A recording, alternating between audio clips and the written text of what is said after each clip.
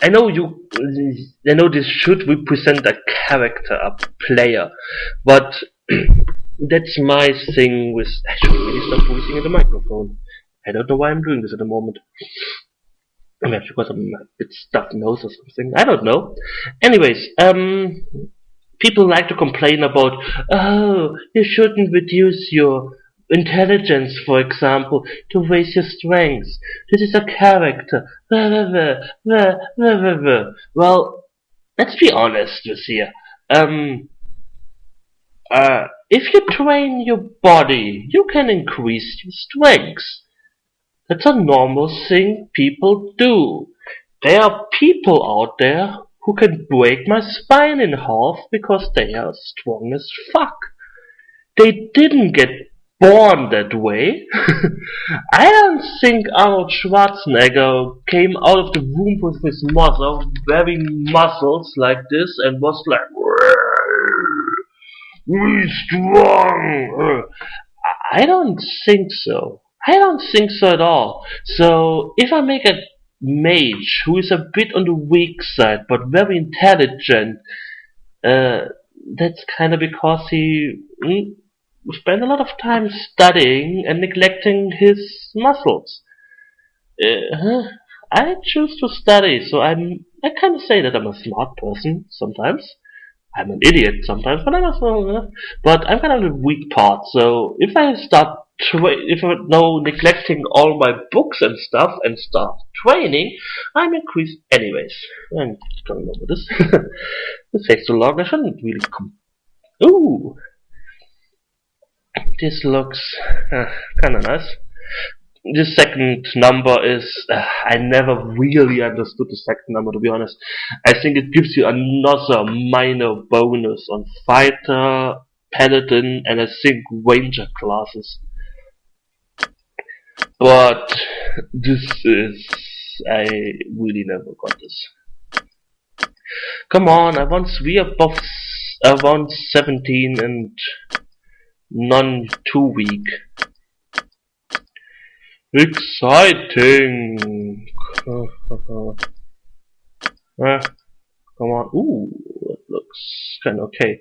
Okay, I'm going to reduce you and doesn't really look like okay. No. No. No, no, no, no. I kinda like that your charisma can either be 18 or 17. Yes, character generation takes a lot of time if you want to do it right.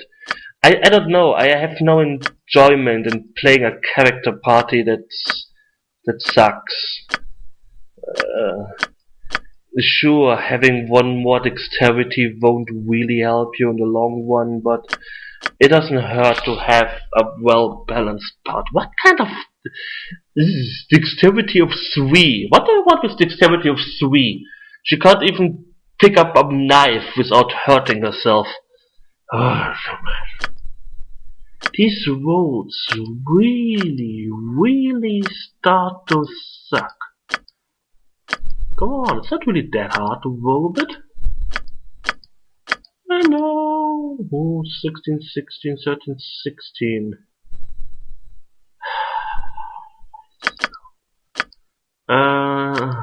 Yes, let's reduce wisdom a bit.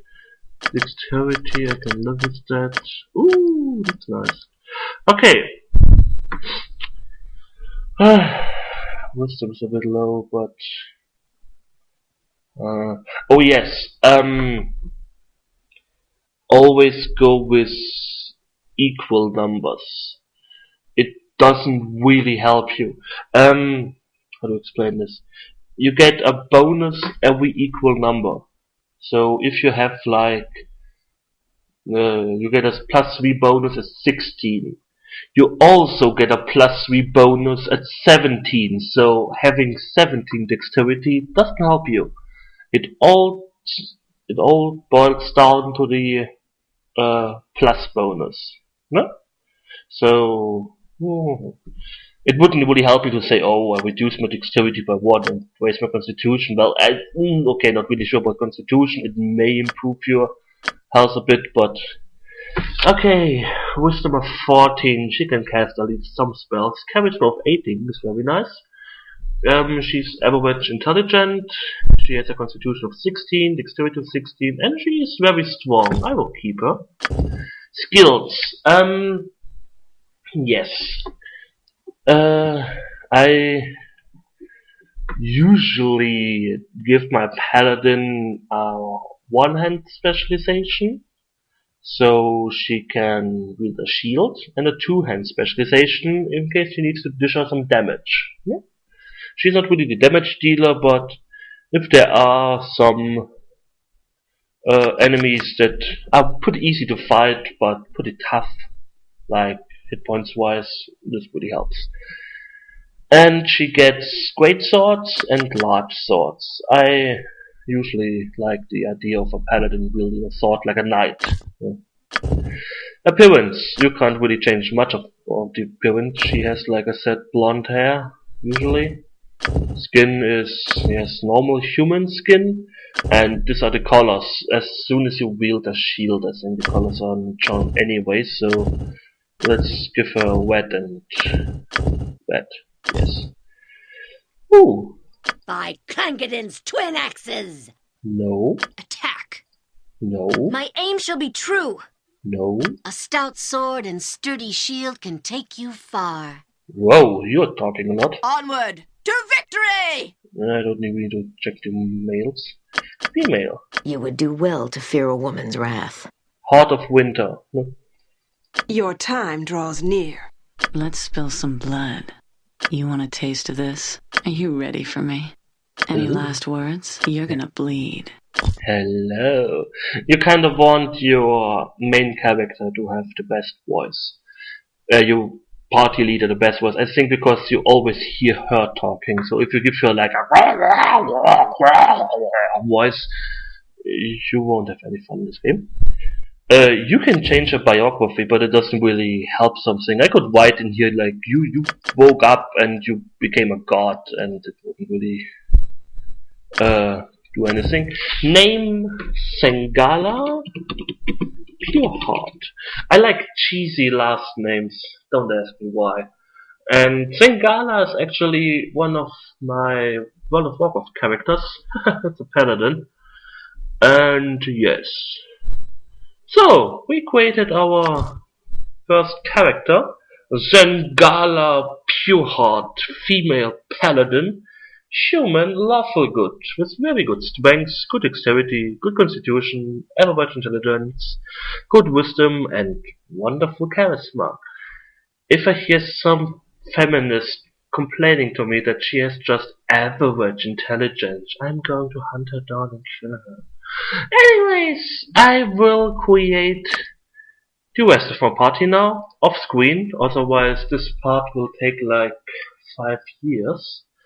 And I will see you soon, so be right back. And I'm back!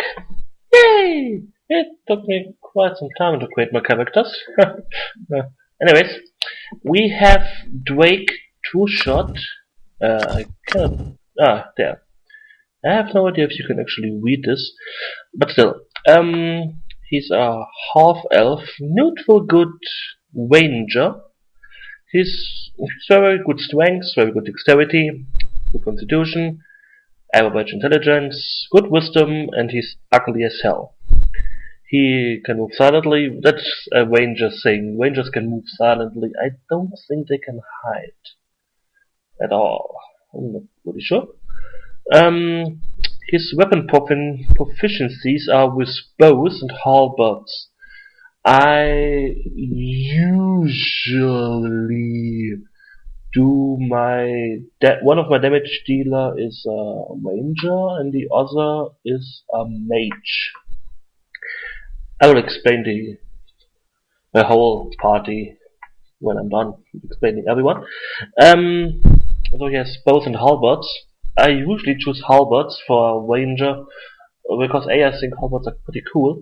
And usually, what from my experience, some game designers love to give to put in these games some really powerful weapon from weapon types nobody usually uses. Like you will get a halberd, a Warple halberd +10, and nobody is proficient because everyone is like axes and swords. That's my experience. Perhaps I find no halberds at all in this game. I don't care. Then we have Melina Surefoot. No, I don't want to delete her. She's a chaotic, good halfling female. About the alignment system, I do kind of choose different alignments. I'm not putting every one of my character at lawful good, but that's just for a bit of RPG flair. I have no evil member in my party. I don't even think I can have an evil member since I'm a paladin. And in what's his face, Temple of Elemental Evil, your paladin may fall from grace when he's teamed up with an evil person, so don't do it. In this game, it doesn't really matter at all, I think. So if you choose the evil party, I think you can have more evil options in dialogues, but yeah. She's a thief, very strong. Halfling have a -1 penalty to strength, I guess because they are so small. She's very different there, but instead they have a +1 dexterity bonus, so that kind of waits out.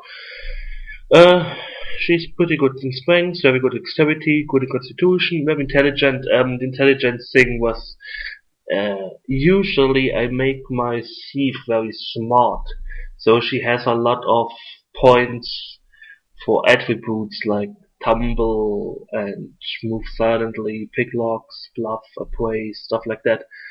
That's not existent in this game.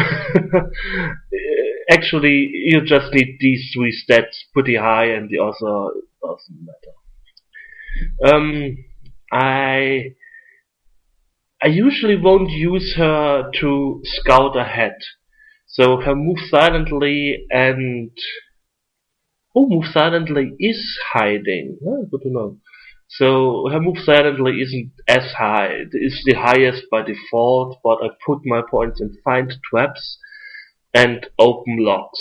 Open locks, that's what I use a thief for, to find traps and open locks. I never usually do pickpocket. There is some stuff, I'm pretty sure, at least in Baldur's Gate, there was some stuff hidden in NPCs you can only get by picking their pockets, but I don't really care about this at all. Weapon proficiencies, missile weapons and daggers. You will see a lot of missile weapons in my characters. Reason being, I like my WoW party members to still be able to shoot something like sling. Missile weapons are darts and slings. Halflings get a +1 or plus whatever bonus to sling using. And well, daggers, because she's a rogue, she's going to be the front row and trying to stab things. And if she gets low on health, she can switch to a sling, go to the back, and still do some damage. And yes, inventory, everyone has a quarterstaff at the beginning of the game.